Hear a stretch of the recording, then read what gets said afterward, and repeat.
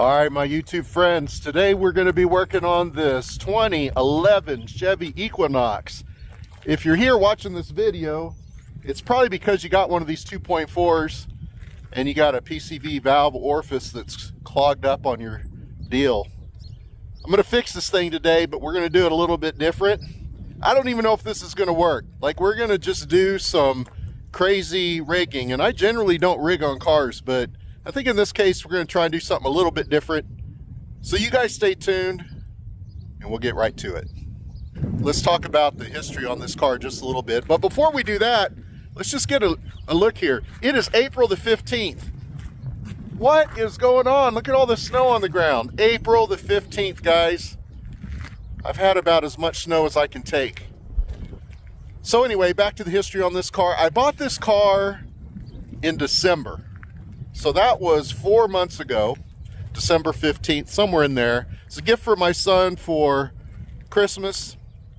And I will tell you that, you know, I saw it advertised. I just kind of went out. The price looked really good. The car looked good in the pictures. I drove it, drove really great. Everything looked good. It was a low mileage vehicle, about 10,000 miles per year on this 2011. So I bought it.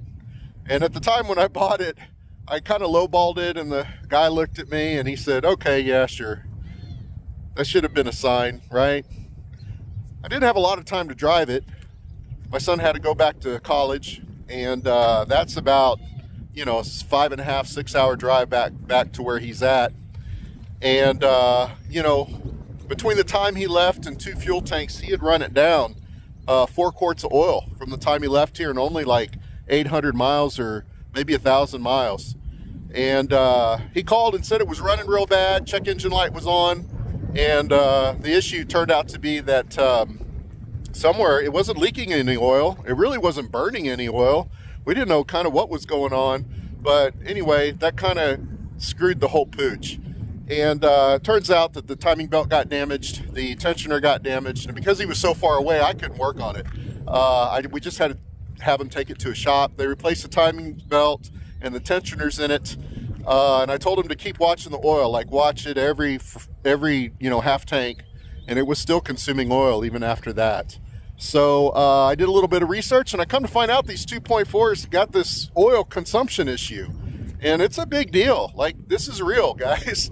So you know, the proper process here is there's a little friggin' orifice. I'll put a picture here somewhere. There's a little orifice between cylinders 2 and 3 that can get clogged up, and then it starts consuming oil. I don't understand the whole process, but what I do know is that when that thing gets clogged, you're going to have this oil consumption process problem. You're going to drain the oil out of the crankcase. You're going to have a timing belt failure potentially, and you can also build enough crankcase pressure to blow out the rear seal. Luckily, in this case, the rear seal's not blown out. I had actually replaced the fuel cap on it before he left with a fuel cap that would relieve pressure if it got over like 7 pounds or something like that. So I think that saved the motor. So anyway, today we're gonna take a look at this and see what we can do. So I'm just gonna get in here. We're gonna check the oil. I think he's got about 200 miles on it, and just see where it's at today. We'll get it in the shop and we'll start taking a look, and I'll show you guys what I want to do. Okay, so this is the first time I've looked at this engine since the shop did the timing belt change on it. And this thing looks really good. No oil leaks, everything looks really good in here. Yeah, this is the cap that I replaced. I'll put a link to it in the description. This cap you can get on Amazon, and basically it'll save that rear seal if that orifice gets clogged up. I would recommend going out and get this replaced, because the one that comes stock with it does not relieve any pressure if it gets too high. So as I mentioned, he's got about 200 miles on this since he put some oil in it. So we'll get that cleaned up.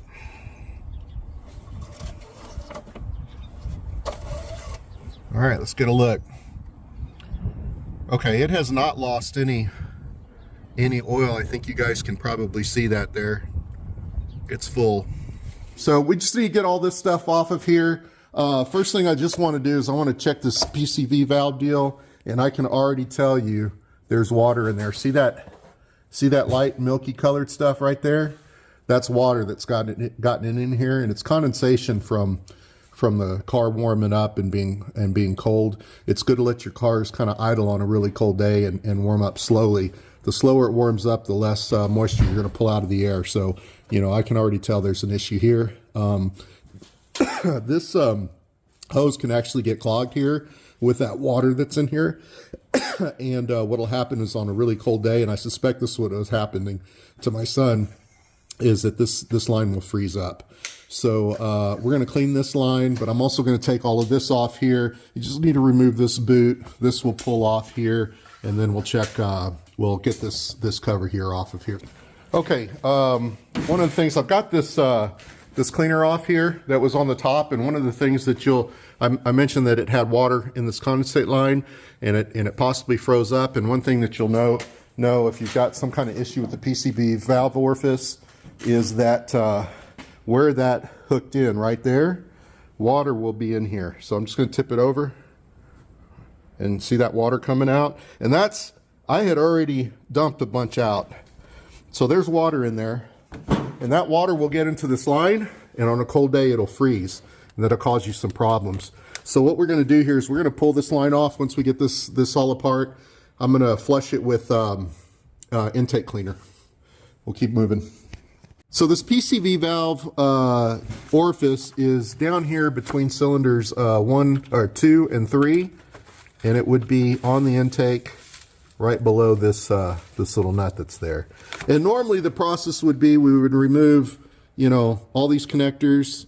We'd have to remove the high pressure fuel pump and to get this line disconnected, relieve the pressure out of the fuel rail system, and then take this cover off here on the intake, remove all the bolts, pull this away, somehow try and squeeze it out of here between this little gap you've got right here. And I've seen guys wrenching on this thing with crowbars and stuff to kind of get this out, just so they can clean that little orifice. And the thing is, you know, the more I've researched on this, the more I'm thinking that needs to be serviced pretty often to save a car. And probably 30 to 40,000 miles would be my guess. So my thought here is maybe we can do this without removing the intake. And that's what we're going to try today. I've not seen anybody do this on YouTube, so this is going to be a first. What we're going to do here is we're going to just, we're just going to remove a couple of these connectors here. We're going to pull this flap back. And then my plan is to drill a hole from this side, and so we can get access to the orifice hole and clean it out from this side. And then we're going to put in a screw system here that will allow us to clean it in the future super easy. So that is the plan. Is it going to work? I don't know. Maybe, you know, probably not. But what I figured is if we drill the hole in there and it doesn't work, I can just cover that with some JB weld, and then we'll just take it off and do the job like we would have done it anyway.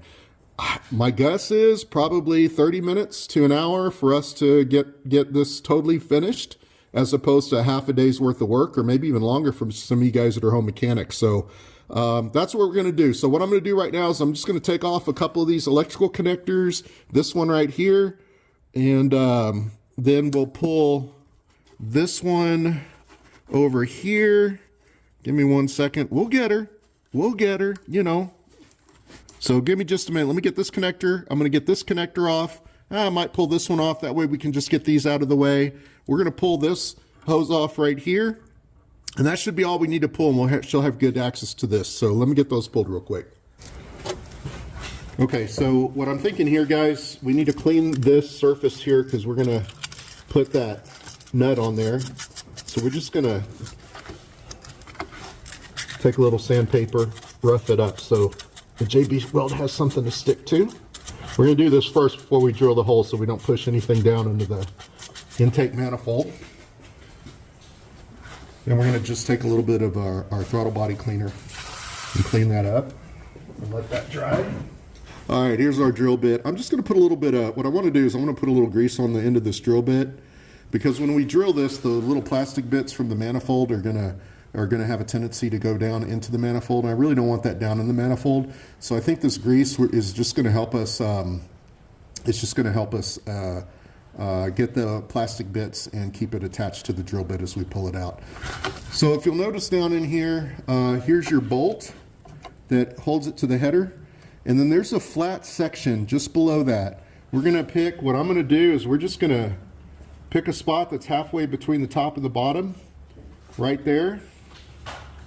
And then what I'm gonna do is I'm gonna drill just an 1/8 inch hole in there, slowly. And that should give us access to the deal behind it.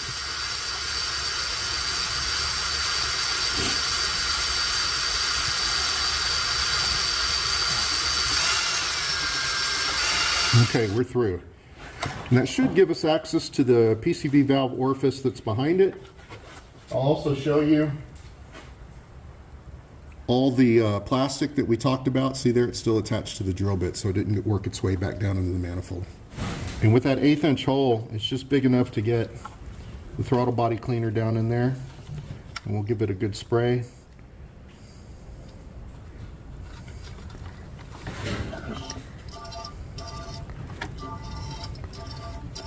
Okay.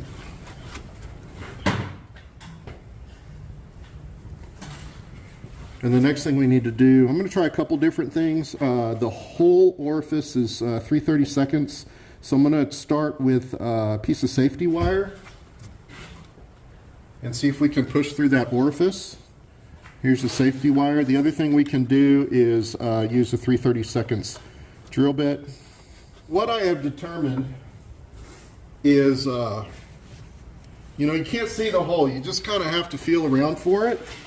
So when you stick the safety wire in, you'll know you're in it. Like right there, I'm not in it. I can feel it hitting the back of the deal. But when you get it just right, it will slip down into that hole and it'll clear it out. So I'll show you what I'm talking about. You'll see it go down in there once we find it. Give me just a minute.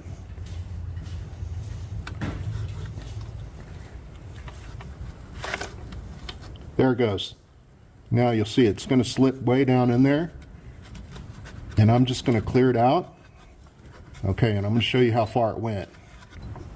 And we're going to pull it out so you can see just how far. That's how far it went. There you go. Clear into the head, through that PCV valve orifice hole, all the way down to there. Let me get a tape measure and let's measure it so you kind of have an idea. Okay, so I got a little bit of, got my deal there. So that slipped in approximately, let's say, 1 3/4 inches in. This gives you an idea. It went into the hole, and I'm sure it hit the manifold somewhere back there once it was slipped through the hole. So 1 3/4. If it's any less than that, you might not be in that hole. So I'm going to show you again here. I'm sticking the safety wire down into that hole. Okay. Right now I'm not in the hole. It's hitting the back of the manifold. I'm going to pull it out so you have an idea. That is only in about, let's just call it 1 inch. That's as far as I was able to get it. But if I keep feeling around, it's going to slip into the PCV hole. Oh, that's funny. I hit it right on the first time. But you'll feel it slip in there. Give me 1 second. It takes it a minute to find. There it goes. It went in. And now that hole's clear.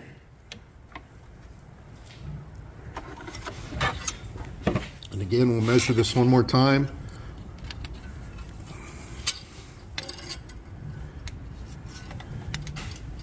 And we are approximately 1 3/4 again. And when the first time I got it in there, I pulled it out, there was a bunch of debris on here, which tells me that that it was clogged up. Okay, that's it. That bad boy is serviced. So you're probably wondering, well, Steve, what are we going to do with this hole here? So let me show you that next. Okay, so the plan here is I've got the stainless steel flange nut. This is a 1032. What we're going to do is we're going to JB weld this to that flat section on the manifold where I drilled the hole out. And then we're going to put just a little 1/4 inch 1032 screw in there. Again, stainless steel. And you can see here I've got a little O-ring on it. if I can get this in here, trying to look through the camera while I do this. You see I got a little O-ring on there, so when this is all the way down, it'll seal it, and you don't have to worry about any vacuum leaks there. And then as long as the nut's not protruding from the back, which it is not here, you'll be able to remove this screw in the future and then get access to that orifice and clean it out. So I think what I would do probably, you know, if I was going to do this over again, because it's the first time I did this, to clean out that orifice this way, I think what I would do instead is next time I would JB weld this to the manifold, and then I would drill it out through the center of this rather than trying to line it up after the fact. So that's what I would do different. The JB weld will stick if you clean this real good and sandpaper it, which we've done that, and we'll just clean it real good. I'm just going to put a little JB weld on here, get it attached to it, and then after I get all this done, we'll take a look at it. But right now that orifice is clean, and then we'll want to move on to the next step. All right, so what I'm going to do here is just use a little JB weld around this hole.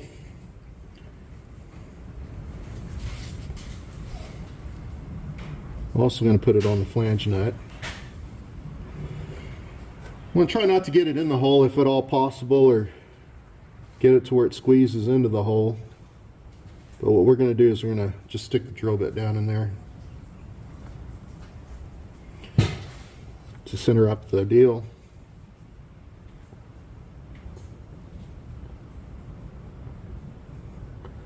It is important that we get a good seal here. You don't want any vacuum leaks. That'll cause havoc on the system. Your fuel trims will go out of whack in that case. Okay, so we got a little bit around that hole. I think what I'm going to do now, guys, is I'm going to stick the drill bit down in there. There we go. The reason why I chose the flange nut here is it's got a larger surface for the JB weld to adhere to. So we're just going to go around the rim here. All right, there we go. We got our JB weld around the edge there. I kind of left the opening free.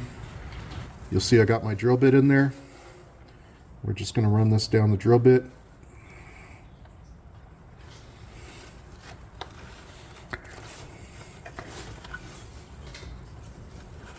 Okay, that'll keep it centered up. And we'll just push that down and make sure we've got free access through that hole. And we do. It's feeling pretty good. And just for a little extra, we're going to put JB weld over the top of the flange down here, just to make sure it's on there real good. This JB weld's great. It's, you know, fuel and chemical resistant. It's waterproof. You know, it feels like it's the, and I've used it on all kinds of stuff, from bedding guns and rifles to automotive stuff. There we go. Let's get down in there and take a look at it. You can see I've got it in there. And got some JB weld over the top of it. You can see the surface was scratched up and with some sandpaper. And I got the drill bit through there and into the hole. Now here's the bad thing. We got to let this set up. It's going to have to set up for about, well, it really needs to set up until tomorrow. So I'm just going to let this set up. I've got the drill bit in here. I'm just going to come every now and then and give it a little twist. I can always put the drill on the end of it and turn it, and it'll keep that open.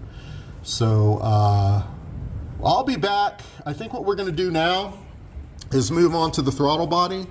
I want to remove the throttle body because the other thing that happens is oil will pool down in the bottom of the manifold, down at the bottom. So what I'm thinking we're going to do here is we're going to remove the throttle body. This needs to be cleaned anyway, and that'll give us access to the inside of the manifold. And then what I'm going to do is I'm going to run an oil extractor tube down to the bottom of this and see if we can extract any oil out of it, if there's any down there. My understanding online is that there's sometimes oil down in there, so we're going to do that. So let me get the oil extractor set up. We'll go ahead and remove this and we'll get to moving.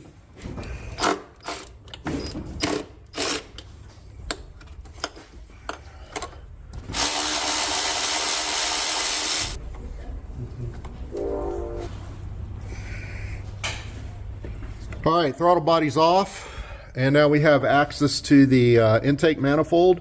So my plan is to stick the extractor down in there. If you guys don't have or use an extractor, this is what an extractor looks like.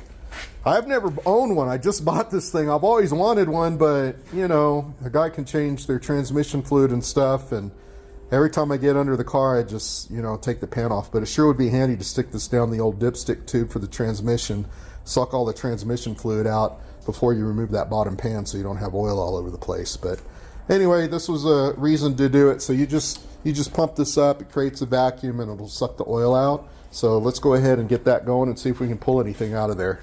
All right, we're gonna go ahead and stick the tube down to the bottom of that deal. I don't know how far it goes. Maybe to infinity and beyond.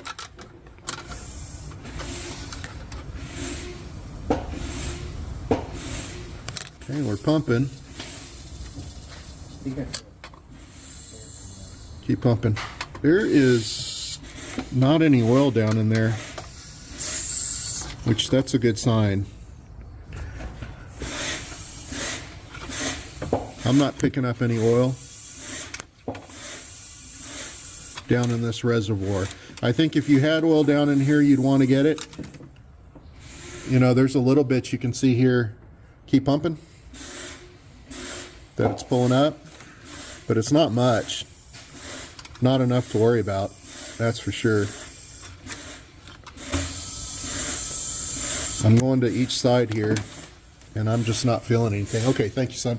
Okay, so I think that's good. We're just gonna do a throttle body service real quick. You'll wanna put a little dielectric grease just on your ring here before you reseat it. I'm also checking this to make sure there's no cracks or foldovers or anything like that. This all looks really good. So let me just do a quick throttle body service. We'll get this on, and then from here, it's just a matter of waiting until the JB weld is done. And I'll come back, and I think what we'll do is we'll smoke test the engine and just make sure that there's no leaks there. And I think we'll be done. All right, guys, it is the next day. We should be all good here.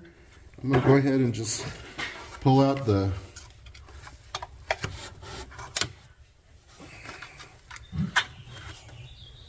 drill bit. This should be all set. All right, guys, it is the next day. Our nut is on there, and that's completely cured. I've already tried to test fit the screw.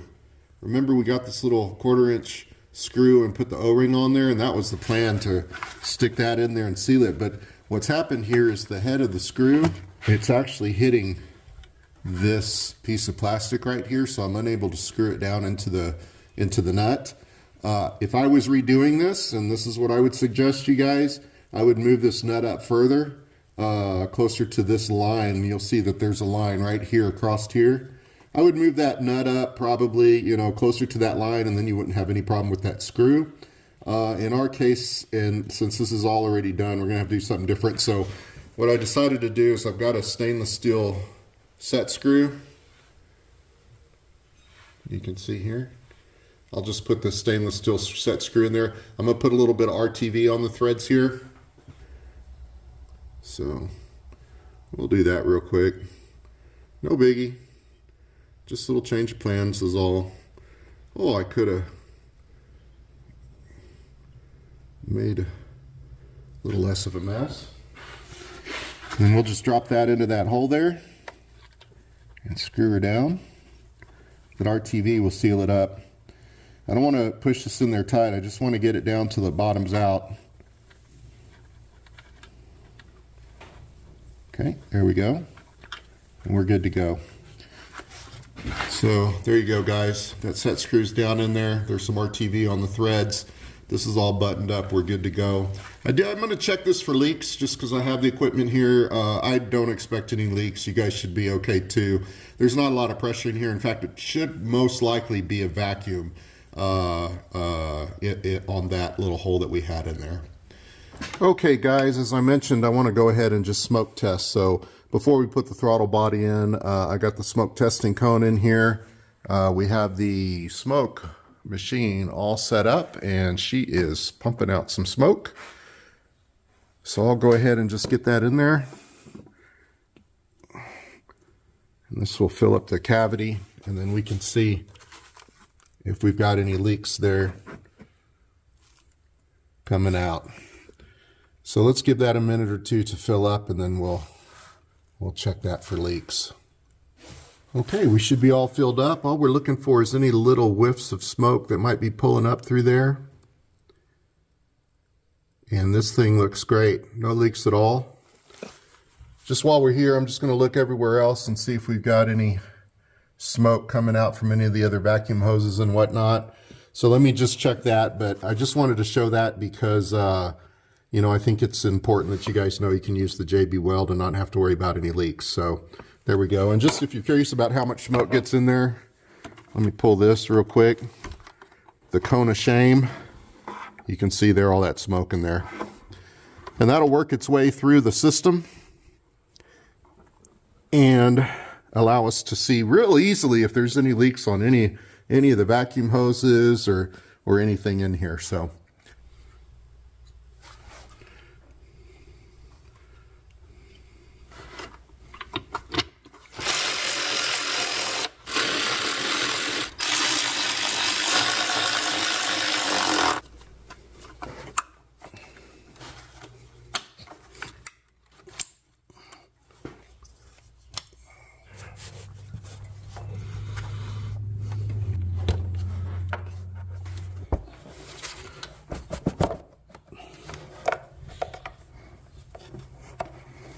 all right, guys, there we go. We're all done. I'm on my test drive right now and just trying to get everything kind of situated.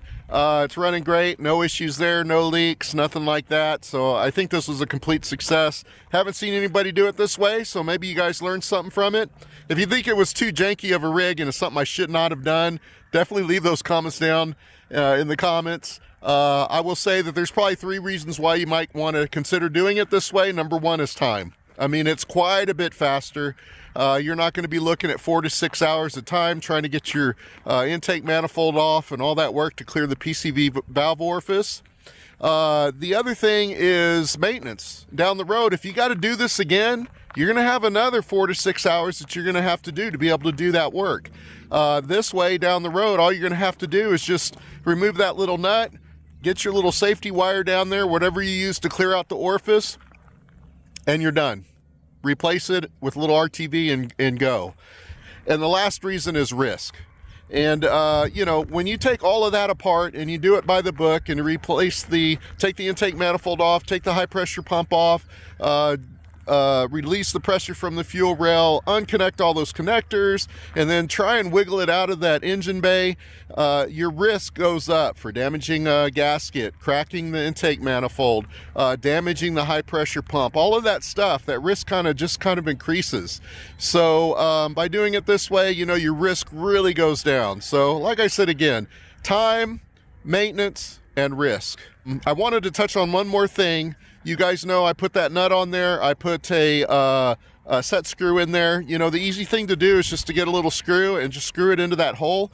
I chose not to do it that way for one reason, and that's because I feel like that screw could have a potential to crack the intake manifold during hot and cold cycles of the motor. In really cold weather, that plastic's going to want to shrink. In really hot weather, it's going to want to expand, and everything that's going on there is a tendency that maybe that screw could crack it.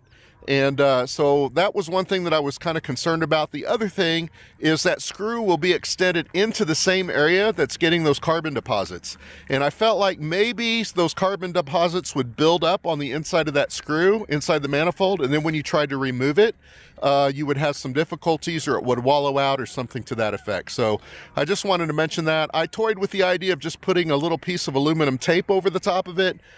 In the end, I opted on this because it had the least risk for cracking the intake manifold, and it still allowed you the flexibility to service this down the road. So anyway, guys, I hope you like, share, and subscribe, and leave your comments below. Until next time, have a great day.